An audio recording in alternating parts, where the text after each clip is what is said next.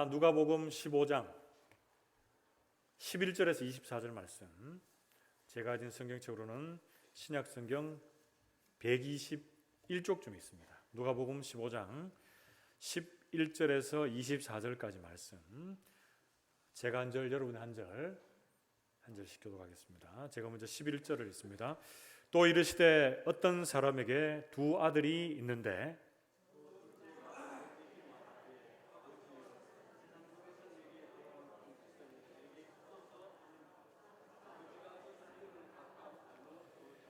그 후 며칠이 안 되어 둘째 아들이 재물을 다 모아가지고 먼 나라에 가 거기서 허랑방탕하여 그 재산을 낭비하더니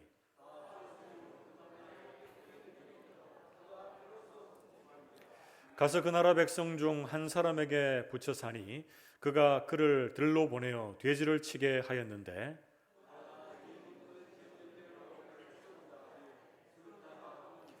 이에 스스로 돌이켜 이르되 내 아버지에게는 양식이 풍족한 품꾼이 얼마나 많은가 나는 여기서 줄여 죽는구나.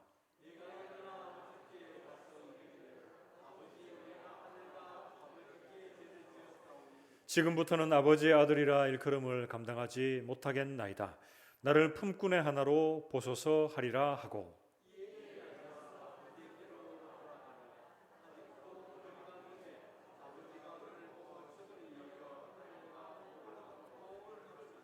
아들이 이르되 아버지 내가 하늘과 아버지께 죄를 지었사오니 지금부터는 아버지의 아들이라 일컬음을 감당하지 못하겠나이다 하나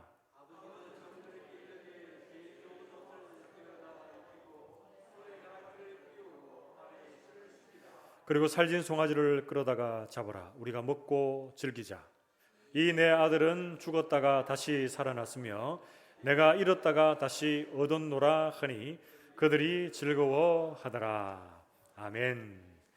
좌우에 계시는 분들과 이렇게 한번 인사하고 말씀을 받읍시다. 말씀의 은혜 받읍시다. 오늘도 복된 주일을 예배의 자리로 나오신 여러분들을 진심으로 환영하고 축복합니다. 특별히 오늘 처음 교회로 발걸음을 옮긴 분들에게 하나님의 특별하신 은혜, 사랑이 임할 수 있기를 주님의 이름으로 축복합니다. 여러분 어떤 가수가 이런 노래를 불렀습니다. 나는 행복한 사람. 제가 이 CCM 찬송이면 여러분들에게 한번 멋들어지게 불러드리고 싶은데 가요라서 제가 좀 흥얼거려 보기는 했는데 은혜가 안 될 것 같아서 제가 가사를 한번 불러드릴 테니까 한번 들어보십시오. 그대 사랑하는 나는 행복한 사람. 잊혀질 때 잊혀진대도 그대 사랑하는 난 행복한 사람. 떠나갈 때 떠나간대도. 지금 고개를 끄덕이시는 분이 있어요. 이 노래 좋아하시는 분인 것 같아요. 어두운 창가에 앉아 창밖을 보다가 그대를 생각해보면 나는 정말로 행복한 사람. 이 세상에 그 누가 부러울까요? 나는 지금 행복하니까. 그런데 아멘 하면 안 됩니다, 여러분. 어떨 때는 제가 다른 얘기를 하는데 아멘 하시는 분이 있어요. 가요입니다, 가요.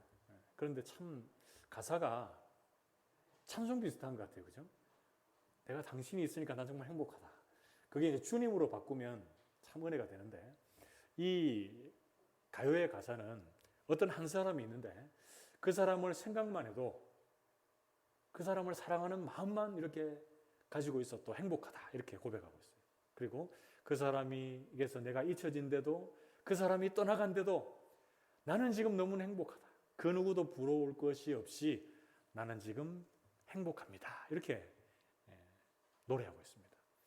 여러분 한 사람을 향한 그리움, 사랑만 생각해도 이렇게 행복한데 이 사람과의 사람 사이에서의 생겨지는 행복과 비교할 수 없는 영원한 행복이 있습니다. 그 행복이 누구와의 만남에서 시작되는 행복입니까? 우리 하나님 그리고 우리 예수 그리스도와의 만남. 그것이 바로 진정한 행복, 영원한 행복의 시작인 줄로 믿습니다. 저는 여러분들을 그 하나님께서 인도하시는 그 행복의 자리로 초대하기를 원합니다. 그 주님 만날 때 우리는 진정한 행복을 경험할 수 있습니다. 오늘 새로 나오신 분들에게 그 하나님에 대해서 간단히 소개하자면 하나님은 이 세상의 모든 만물을 만드셨고 우리를 만드셨어요. 그리고 우리를 그냥 버려두시는 것이 아니라 우리를 가장 좋은 길로, 안전하고 행복한 길로 인도하시는 분이세요. 그분이 오늘 새롭게 발걸음을 옮긴 여러분들에게도 임할 수 있기를 주님의 이름으로 축복합니다. 여러분, 오늘 말씀에서 우리가 배우게 되는 하나님, 행복으로 초대하시는 그 하나님, 어떤 하나님이십니까? 첫째, 말씀하시는 하나님이십니다. 같이 한번 따라해 봅시다. 말씀하시는 하나님. 누가복음 15장 1절에서 2절 말씀. 누가복음 15장 1절에서 2절입니다. 모든 세리와 죄인들이 말씀을 들으러 가까이 나오니 바리새인과 서기관들이 수군거리 이르되 이 사람이 죄인을 영접하고 음식을 같이 먹는다 하더라. 아멘. 여러분, 오늘 본문이 시작되는 누가복음 15장은 1, 2절에 말씀을 전하는 예수님 앞에 말씀에 반응하는 두 부류의 사람들이 등장을 합니다. 첫 번째 부류는 누굽니까? 모든 세리와 죄인들. 이 사람들은 하나님의 말씀을 듣기 위해 가까이 나갑니다. 그런데 이 당시에 종교 지도자들이라고 하는 바리새인들과 서기관들은 하나님의 말씀, 예수 그리스도의 말씀 앞에 수군거리면서 예수님이 죄인들과 함께 음식을 먹고 교제한다 이렇게 말하면서 예수님께 비판의 자세, 판단의 자세로 나가고 있습니다. 이 당시에 누가 봐도 죄인 취급을 받았던 세리와 각종 죄인들은 하나님의 말씀을 들으러 나가는 그 모습인데, 이 당시에 높임 받기를 원했고 종교 지도자에 해당하는 사람들은 주님의 말씀을 판단하고 비판하고 있다라는 것이 문제입니다. 사랑하는 성도 여러분, 그리고 오늘 초대해서 오신 여러분들, 우리는 하나님의 말씀을 들을 때 어떤 자세로 이 자리에 서 있습니까? 하나님의 말씀 앞에 집중하며 경청하여 귀 기울이고 있는 세리와 죄인들의 모습입니까? 아니면 말씀을 내 생각대로, 욕심대로 판단하고 내 잣대로 비판하는 그런 자세로 이 자리에 나와 있습니까? 우리의 모습을 한번 돌아볼 수 있기를 바랍니다. 저는 간절히 바라기는 우리 교회의 모든 성도들이 말씀 앞에 내 자신의 연약한 모습들, 부족한 모습들을 돌아보며 말씀에 집중하며 경청하고 하나님의 능력의 말씀을 잘 받고 은혜를 누리는 성도들이 되시기를 주님의 이름으로 축복합니다. 여러분, 바리새인들과 서기관들 믿음 생활 잘하는 것 같지만 그들의 말씀을 듣는 자리가 하나님을 멀리 떠난 자리예요. 믿는 사람들, 열심을 내면서 신앙생활 하는 사람들을 비판하고 판단하는 그 자리에 있었다라는 것이 우리에게 엄중한 경고의 자리로 이끌게 되는 것입니다. 그리고 이 말씀은 한 개인에게 주시는 말씀일 수도 있지만 이 바리새인과 서기관들, 이 공동체에 주시는 말씀입니다. 그래서 오늘 전하는 말씀이 여러분 각자의 개인에게 주시는 말씀이기도 하지만 우리 교회 전체 구성원에게 주시는 하나님의 말씀일 수 있습니다. 우리는 어떤 자세로 이 말씀을 받아야 할까요?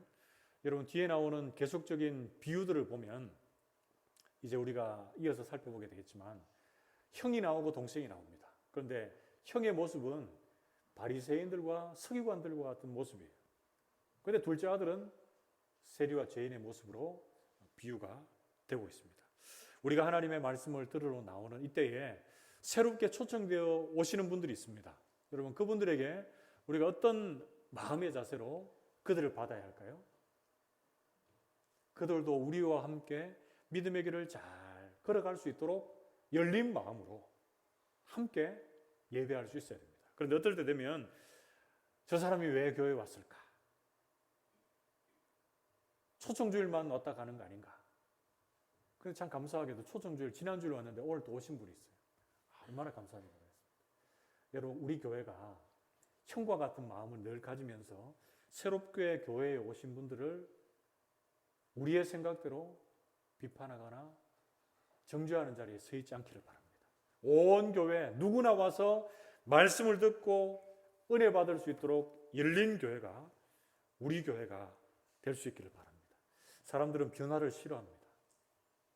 역사와 전통이 오래되면 더 그럴 수 있습니다. 그러나 우리 교회는 지금까지 잘 왔듯이 하나님께서 시대의 변화 가운데 은혜 중에 잘 또 변화를 받아들일 수 있는 교회가 될 수 있길 바라고요. 그리고 새롭게 오는 여러 성도들을 향해서 마음을 열어 환대하며 영접할 수 있는 그런 따뜻한 성도들 되시기를 주님의 이름으로 축복합니다. 그리고 말씀 받는 자세가 너무 중요한데요. 새로 왔든지 기존의 성도들인지 말씀을 어떻게 받는가 중요해요. 우리가 말씀 받을 때 바리새인과 서기관들과 같이 그런 비난의 자세, 정죄의 자세로 말씀을 받는 것이 아니라 앞에 나누었던 모든 세리와 죄인들과 같이 말씀에 집중하여 귀 기울이며 말씀 앞으로 좀 더 가까이 나아가며 또 나아갈 수 있는 우리 모든 성도들 되시기를 바랍니다. 이런 자세로 말씀 앞에 설 때 우리의 신앙생활이 은혜로운 자리로 이끌림 받는다라는 것이죠. 말씀에 대한 영향력을 이야기하고 있는 히브리서 4장 12절에서 13절 말씀입니다. 히브리서 4장 12절에서 13절 하나님의 말씀은 살아있고 활력이 있어 좌우의 날선 어떤 검보다도 예리하여 혼과 영과 및 관절과 골수를 찔러 쪼개기까지 하며 또 마음의 생각과 뜻을 판단하나니 지으신 것이 하나도 그 앞에 나타나지 않음이 없고 우리의 결산을 받으실 이의 눈앞에 만물이 벌거벗은 것 같이 드러나느니라. 아멘. 여러분, 하나님의 말씀은 죽은 말씀, 활자, 그러니까 글자체로 있으면서 우리에게 아무런 영향력을 미치지 못하는 그런 말씀이 아닙니다. 하나님의 말씀은 어떻다고요? 살아있고 활력, 그러니까 능력이 있는, 운동력이 있는 하나님의 말씀인 줄로 믿습니다. 그래서 그 말씀은 과거에나 현재에나 미래에나 우리의 삶에 가장 큰 영향력으로 다가올 수 있는 역사하는 그런 말씀이 됩니다. 그래서 여러분 말씀 앞에 설 때에 우리가 가식의 마음들, 우리가 쓰고 있는 가면들이 있다면 다 벗어버리고 하나님 앞에 순전한 마음으로 말씀을 받을 수 있기를 축복합니다. 말씀 받을 때 제2의 사람, 제3의 사람을 향해서 말씀을 적용시키는 것이 아니라 나의 인생, 내 삶 가운데 말씀을 가장 먼저 적응하고 그 말씀으로 내 자신을 돌아보며 주님께 말씀의 기준에서 판단받을 수 있는 우리 모든 성도들이 되시기를 주님의 이름으로 축복합니다. 그게 둘째로 우리를 행복의 길로 초대하시는 하나님, 어떤 하나님이십니까? 두 번째는 생명을 주시는 하나님이십니다. 같이 한번 따라해 봅시다. 생명을 주시는 하나님. 누가복음 15장 11절에서 12절입니다. 같이 한 목소리 읽어봅시다. 시작. 또 이르시되 어떤 두 사람에게 두 아들이 있는데 그 둘째가 아버지에게 말하되 아버지여 재산 중에서 내게 돌아올 분깃을 내게 주소서 하는지라. 아버지가 그 살림을 각각 나눠 주었더니. 아멘. 아버지에게 두 아들이 있었죠. 그런데 어떻게 말합니까? 둘째가 아버지에게 자신의 이 재산의 몫을 나눠주십시오 이렇게 말합니다. 그리고 나서 아버지는 그 재산을 아들들에게 각각 나눠줬다 이렇게 말하고 있는데요. 여러분 보통 큰 아들은 작은 아들보다 2배 정도 많은 유산을 상속받았다고 합니다. 그렇게 되면 지금 둘째 아들이 상속받은 재산은 아버지의 재산 전체의 한 3분의 1 정도가 된다고 보시면 좋겠습니다. 쉽게 생각할 때 31절에도 나와 있듯이 이제 남은 재산 모두는 그 형의 몫이 되는 것입니다. 그런데 이 시대는 가부장적인 시대였습니다. 그래서 아버지가 살아있을 때 이렇게 제 몫에 해당하는 재산을 주십시오라고 이렇게 말하는 것은 완전 불효 중의 불효입니다. 산 아버지를 죽은 자처럼 취급하는 것과 똑같습니다. 그래서 오늘 본문 말씀에 보면 둘째 아들이 자신의 몫의 재산을 요구하고 아버지가 주었다 이렇게 나오지만 둘째 아들이 요구하고 아버지가 재산을 줄 때까지의 쉽지 않은 시간들이 흘렀을 것이다 라고 추측을 할 수 있습니다. 그런데 자기 몫의 재산을 받아든 이 둘째 아들 어떻게 행동합니까? 13절에서 16절 말씀을 참고하면 우리가 너무나 잘 아는 내용이기 때문에 안 읽어도 다 알겠죠. 둘째 아들이 어떻게 합니까? 돈을 받아 들고 나서 먼 나라에 가서 허랑방탕하게 그 모든 재산을 다 탕진합니다. 그리고 급기야 흉년이 들어서 궁핍하게 됩니다. 그래서 그는 어떤 한 사람에게 붙어서 돼지를 치게 됩니다. 이 돼지는 그 당시에 부정한 짐승이라고 했는데 그 돼지를 치면서도 어떻게 해요? 잘 먹고 잘 지냈다가 아니라 돼지가 먹는 쥐염 열매로도 배를 채울 수 없는 그런 줄여 죽을 수밖에 없는 그런 비참한 상태에 놓이게 됩니다. 둘째 아들은 아버지의 이 재산의 몫을 받고 나서 기뻐하고 즐거워하고 춤췄는지 모릅니다. 먼 나라 가서 그 재산으로 흥청망청 살 때는 기쁘고 즐거웠는지도 몰라요. 그러나 그 시간은 잠시 잠깐이었습니다. 아버지의 품을 떠난 그 시간, 잠시 잠깐 동안은 자유의 해방을 만끽했을지는 몰라도 참으로 비참하고 처참한 상태로 빠져들게 됩니다. 재산을 다 탕진할 때 그 주변에 남은 사람들은 아무도 없었습니다. 이제 홀로 남겨진 둘째 아들, 먹고 살기 위해 돼지를 치게 되지만 그 돼지가 먹는 음식 또한 먹을 수 없게 된 처지에 이르게 됩니다. 한마디로 돼지보다 못한 버려진 인생이 됩니다. 이 모습 속에서 우리는 아버지를 떠난 인생들의 비참한 상태를 목격하게 됩니다. 우리 모두는 하나님 아버지 품에 있을 때에 그 안에서 참된 만족과 기쁨과 즐거움과 자유와 해방을 누리게 되는 줄 믿습니다. 그런데 하나님 아버지의 품을 떠나는 인생은 잠시 잠깐 자유와 해방을 누리고 기쁘고 즐거울지는 모릅니다. 그러나 아버지가 없는 그 상태는 참으로 비참하고 처참한 지경에 이르게 된다라는 것을 알 수 있습니다. 여러분, 눈에 보이는 재산은 우리의 안위를 책임져 줄 수 없습니다. 그것은 잠시 지나가는 것과 똑같습니다. 우리가 새벽에도 말씀에서 살폈듯이 재산과 인생의 유한함을 깨닫는 자가 참으로 복된 인생이다라고 성경은 말씀하고 있습니다. 우리 모든 성도들이 내가 이것을 가지고 저것을 가지고 이 명예를 가지고 이 권력을 누리고 있다라고 하는 나의 많은 소유를 자랑하지 않기를 바랍니다. 그리고 내가 주님의 소유된 백성이 되었다, 내가 주의 소유가 되었다라는 것을 마음껏 자랑할 수 있는 우리 모두가 되시기를 주님의 이름으로 축복합니다. 눈에 보이는 것 금세 지나갑니다. 여러분들은 눈에 보이지는 않지만 하늘의 영원한 나라, 하늘의 영원한 가치를 사모하며 주목하고 그 가치를 따라가는 우리 모든 성도들이 되시기를 주님의 이름으로 축복합니다. 여러분, 계속해서 말씀을 살필 때 아버지가 둘째 아들에게 재산을 떼어줬다, 재산을 나눠줬다라고 할 때 자신의 살점을 떼어준 것과 똑같습니다. 12절 말씀에 보면 살림이다, 분깃이다, 재산이다, 각각 다른 단어들을 쓰고 있는데 이것은 여기에서 생명, 삶이라는 뜻이 있습니다. 그래서 아버지가 이 재산을 나눠줬다라는 것은 자신의 생명을 일정 부분 떼어줬다라는 의미가 있습니다. 둘째의 무리한 요구에 자신의 삶을 나눠준 것이죠. 그래서 원래는 아버지의 생명이 다 했을 때, 죽었을 때 그 생명의 값에 해당하는 재산이 자녀들에게 상속되는 것입니다. 여러분, 우리는 이 말씀을 살피면서 하나님께서 우리 한 사람 한 사람을 얼마나 사랑하시고 우리에게 생명을 다해서 사랑하신 그 주님이셨는가를 알 수가 있습니다. 우리 하나님께서는 하나님의 아들이신 예수님을 십자가에 죽이심까지 우리를 사랑하셨습니다. 예수님은 생명 다하여 십자가에 철저히 순종하시면서 우리의 생명을 살려 주신 분이신 줄 믿습니다. 로마서 5장 8절 말씀에 우리가 아직 죄인 되었을 때에 그리스도께서 우리를 위하여 죽으심으로 하나님께서 우리에 대한 자기의 사랑을 확증하셨느니라, 이렇게 말씀합니다. 우리가 잘나고 똑똑했을 때가 아닙니다. 우리가 뭔가를 많이 해서 의롭게 되었다라고 이렇게 자신이 스스로 인정받을 때가 아닙니다.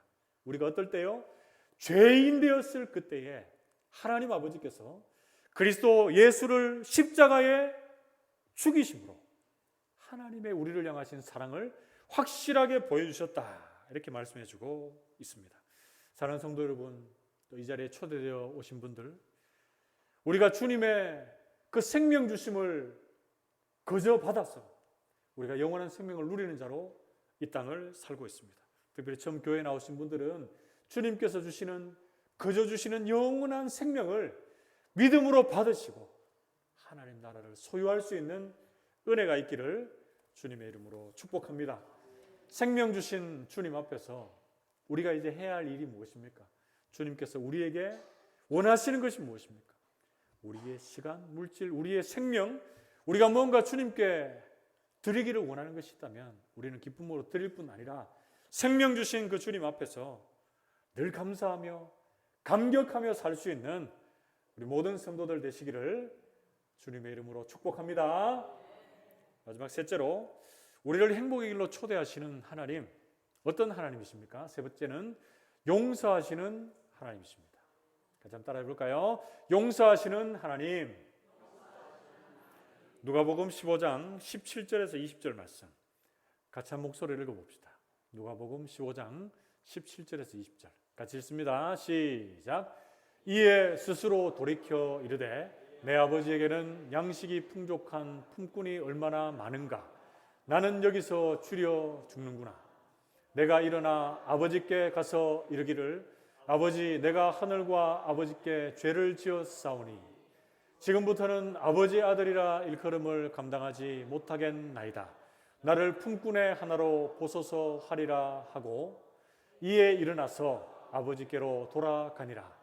아직도 거리가 먼데 아버지가 그를 보고 측은히 여겨 달려가 목을 안고 입을 맞추니. 아멘. 돼지가 먹는 쥐엄 열매도 제대로 먹지 못하고 줄여 죽게 된 둘째 아들이 생각난 것이 있습니다. 그것이 무엇입니까? 그동안 잊고 지냈던 아버지입니다. 아버지의 집에는 많은 품꾼이 있는데 그 품꾼 또한 풍족한 양식을 먹고 있다라는 생각이 듭니다. 그리고 그 품꾼들에 비해서 그보다도 못한 삶을 살고 있는 자신의 모습이 보입니다. 그리고 하나님과 아버지에게 큰 죄를 지은 자신의 모습이 이제 보이기 시작합니다. 그래서 품꾼의 자리로라도 돌아가고 싶은 마음에 결단합니다. 집으로 돌아가기로요. 집으로 돌아오는 둘째 아들을 본 아버지는 아직도 거리가 먼데 그를 보고 불쌍히 여겨 달려가서 목을 안고 입을 맞춥니다. 아마도 아버지는 둘째 아들이 집을 나간 이후에 언제 돌아오나 라고 하면서 날마다 기다리며 문 밖을 서성였는지도 모릅니다. 아무것도 잘한 것이 없지만 아버지는 그 아들을 품에 안고 있는 것만으로 족합니다. 그동안 어떻게 살았고 네가 지금 왜 이런 처지로 돌아오게 되었느냐를 묻지를 않습니다. 작은 아들은 아버지에게 이렇게 말합니다. 누가복음 15장 21절 아들이 이르되 아버지, 내가 하늘과 아버지께 죄를 지었사오니 지금부터는 아버지의 아들이라 일컬음을 감당하지 못하겠나이다. 이렇게 말합니다. 자신의 잘못을 고백하고 나는 이제 아버지의 아들이라는 자격이 없습니다. 나를 품꾼의 하나로 생각하시고 나를 써주십시오. 이렇게 말합니다. 그런데 이 모든 이야기가 아버지에게는 들리지 않습니다. 둘째 아들이 돌아온 그 기쁨, 즐거운 감격이 아버지에게 가득 차서 아들의 지위보다 더 크게 대우하며 기뻐하며 잔치를 베풀고 있습니다. 여러분 누가복음 15장에 보면요, 세 개의 비유가 나옵니다. 잃은 양의 비유, 잃은 드라크마의 비유, 그리고 잃은 아들의 비유가 나옵니다. 그런데 이 모든 것에 공통점이 있는데요, 잃어버리고 그 다음 회개하고 돌아옵니다. 그러고 나서 큰 잔치가 베풀어집니다. 처음에는 100마리 중에 하나, 두 번째는 10개 중에 하나, 이제 2사람 중에 하나. 이 점점 그 점층법이라 그래서 그 소중함들이 더 고조되어져 가는 그런 모습들을 보이고 있는데요. 여러분, 아버지는 재산을 받아 먼 나라로 떠난 그 아들, 아버지의 모든 것을 가지고 와서 허랑방탕하게 쓰고 돌아온 그 아들, 무조건적으로 용서하고 품고 용납하며 받아들입니다. 누가복음 15장 22절에서 24절 말씀에 보면 아버지는 종들에게 이르되 제일 좋은 옷을 내어다가 입히고 손에 가라티를 끼우고 발에 신을 신기라. 그리고 살진 송아지를 끌어다가 잡으라. 우리가 먹고 즐기자. 이 내 아들은 죽었다가 다시 살아났으며 내가 잃었다가 다시 얻었노라 하니 그들이 즐거워하더라. 아멘. 여러분 둘째 아들이 돌아왔을 때 가장 그것을 싫어하고 그것이 못마땅하고 슬퍼했던 존재가 있었다고 합니다. 누굽니까? 이건 유모입니다. 여러분이 좀 힘들어하는 것 같아서. 첫째 아들입니까? 아닙니다. 살진 송아지입니다. 이거 다 아는 건데 웃어주셔서 감사해요. 좋은 옷을 입히고 손에 가락지를 끼우고 신을 신기고 살진 송아지를 잡습니다. 송아지 중에 포동포동한 놈으로 잡죠. 과분한 대우를 해주고 있습니다. 아버지의 집에는 양식이 풍족했을 뿐 아니라 용서하시는 하나님 아버지의 은혜가 풍성합니다. 아버지의 이 용서하시는 은혜는 어떤 독도, 어떤 악도, 어떤 죄악도 다 녹여버리고 품어버릴 수 있는 풍성함이 있습니다. 우리에게 이런 풍성한 사랑과 용서의 은혜를 베푸신 분이 우리 하나님 아버지이신 줄 믿습니다. 여러분 이 자리에 특별히 초청되어 오신 분들에게 이런 질문을 드리고 싶은데요. 여러분들에게 제가 여러분들은 작은 아들입니다 이렇게 말하면 기분 나쁘시겠죠? 내가 왜 작은 아들이고 나는 아버지 재산 가지고 가서 허랑방탕하게 산 적도 없고 그거 다 탕진하다가 돌아온 적도 없는데 왜 작은 아들이고 이렇게 생각하실 수 있습니다. 그런데 하나님 아버지를 멀리 떠난 인생은 다 작은 아들입니다. 우리가 믿음의 생활을 하다가 때로 믿음이 떨어지고 주님을 멀리 떠나 아버지 없는 곳에서 소망을 찾는 그 인생은 작은 아들입니다. 근데 여러분 그 길에서 돌아서서 아버지의 집으로 달려가면 아버지께서 먼저 맞아주시고 우리를 소망 있는 인생으로 변화시켜 주실 줄 믿습니다. 아버지 없는 인생은 죄와 죽음의 문제를 해결할 수가 없습니다.